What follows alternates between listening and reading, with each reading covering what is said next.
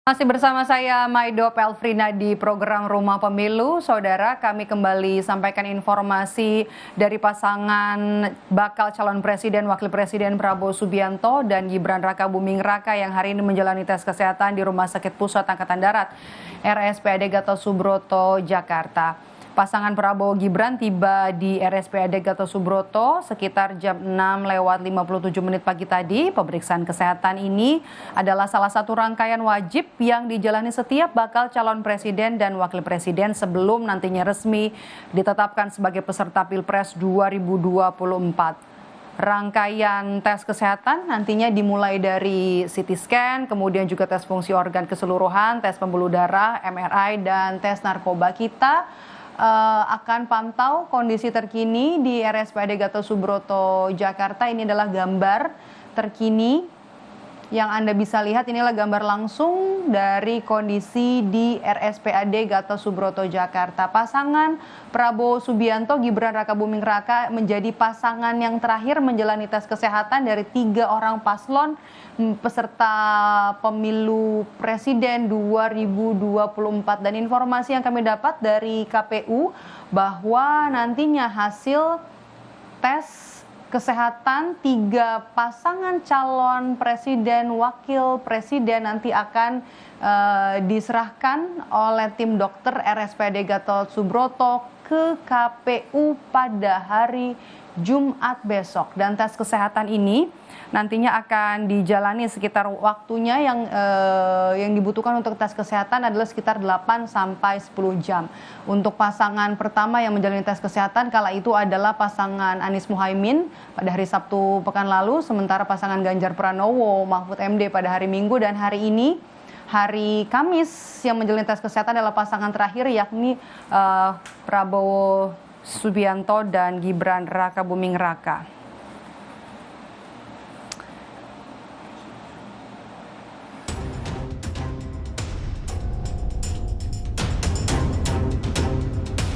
Ada pengunduran diri dan kami juga melihat bahwa hanya kata selamat yang bisa saya sampaikan kepada Mas Gibran. Ya udah, nggak masalah. Mas Gibran pamit jadi cawapres dari Mas Prabowo. Tenang saja Pak Prabowo. Tenang saja Pak. Saya sudah ada di sini.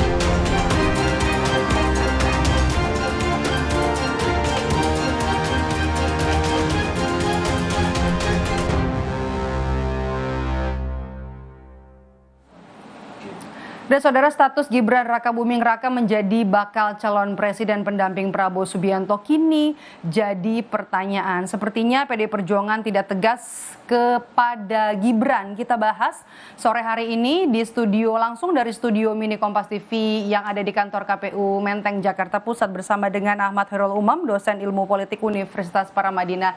Selamat sore, Mas Umam. Langsung saja nih, Puan sebut Gibran ini hanya pamit. Belum mengundurkan diri. Apa yang bisa kita baca dari pernyataan ini? Ya, tentu kita mencoba untuk menahan diri dulu supaya kemudian tidak berspekulasi lebih lanjut. Artinya bahwa bisa saja per hari ini PDIP sedang berproses. Karena kalau misal kita merujuk pada kias atau semacam jurisprudensi dari putusan-putusan DPP PDIP sebelumnya, bagaimana putusan diberikan kepada Budiman Sujatmiko, Effendi Simbolon, Ketua DPD Maluku, Murad Ismail yang juga Gubernur Maluku, rasanya cukup tepat, tegas, dan juga pemecatan itu dilakukan secara terbuka.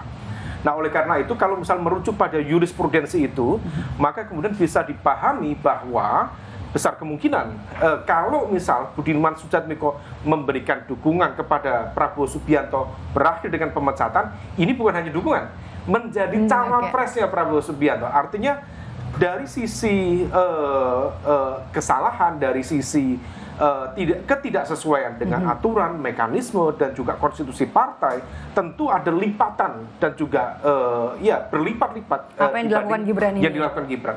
Oleh karena itu, kalau misal merujuk pada itu dan PDIP yang selama ini dianggap sebagai partai yang konsisten, menjaga tinggi loyalitas, kemudian juga konstitusi partai. Pun begitu maka juga dia harus Megawati sudah konsisten di sana. berkali-kali mengatakan tidak ada manuver, tidak ada dua kaki, Betul, tidak ada betul. tiga Saya kaki. pikir- Tapi ketika sama Gibran, kenapa kondisinya jadi berbeda? Apa Kalau skenario yang misal- lagi dimainkan oleh kalau PD misal Perjuangan? ternyata yang terjadi proses kemudian berjalan dan ternyata tidak terjadi pemecatan, artinya bahwa sebenarnya PDIP sedang mencoba untuk bersiasat.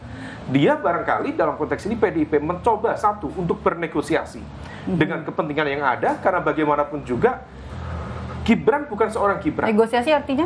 Negosiasi dalam konteks bagaimanapun juga Gibran bukan seorang Gibran, dia mewakili dari representasi keluarga besar Jokowi yang per hari ini juga masih memegang kekuasaan presiden. Artinya apa? Dia adalah sit-in presiden, dia masih pegang kendali atas kekuatan dan bisa saja kemudian menjadi faktor variabel penentu di dalam konteks kemenangan di Pilpres 2024 mendatang.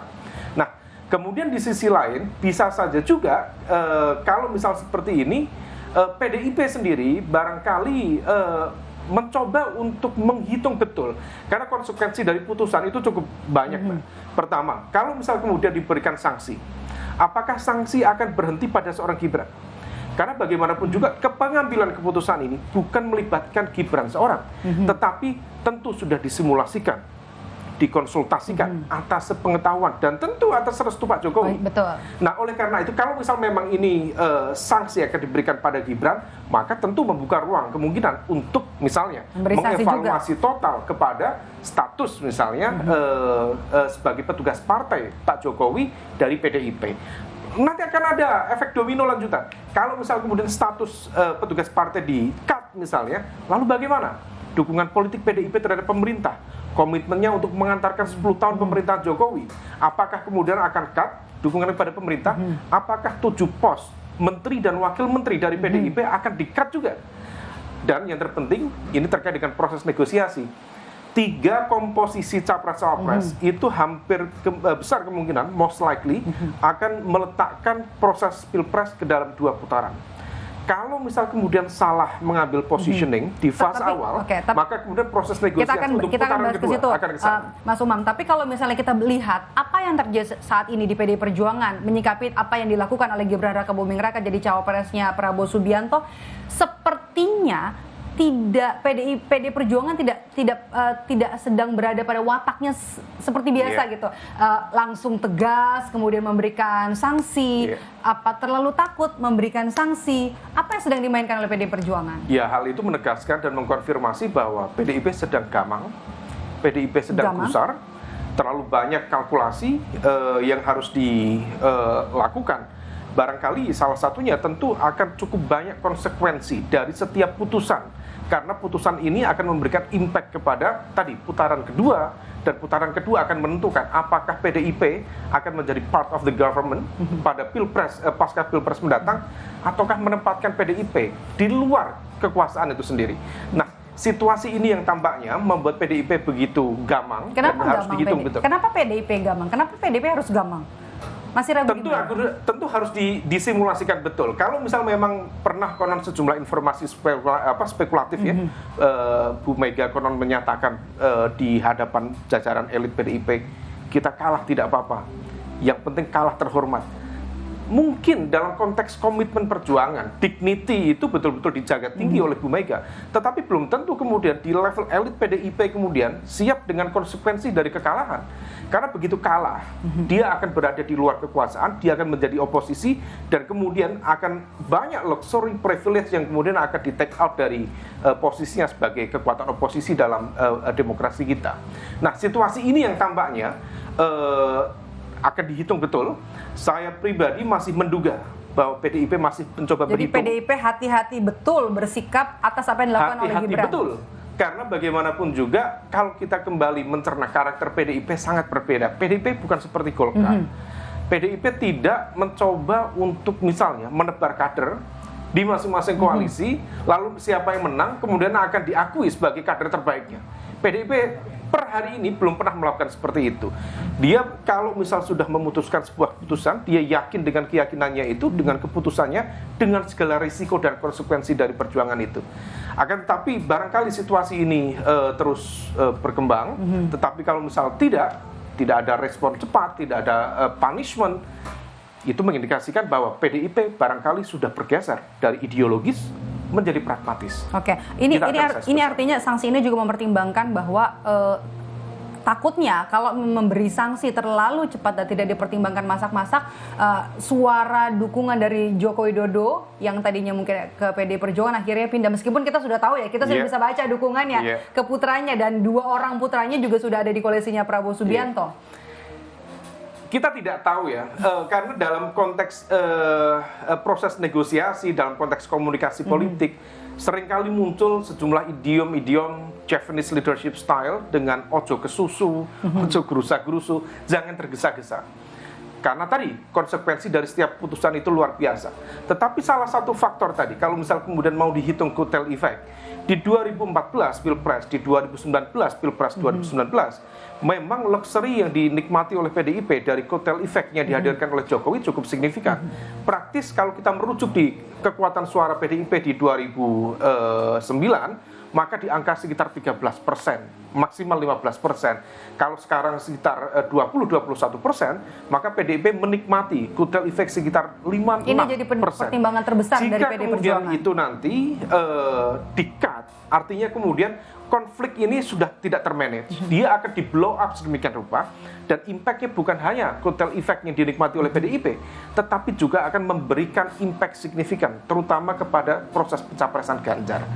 Betul di level elit, variabel Jokowi dihitung atau tidak dihitung oleh PDIP, dia akan tetap maju. Tetapi sebagian saya berkeyakinan masih berharap bahwa masyarakat masih menimbang positioning dari Jokowi untuk memberikan dukungan kepada Ganjar.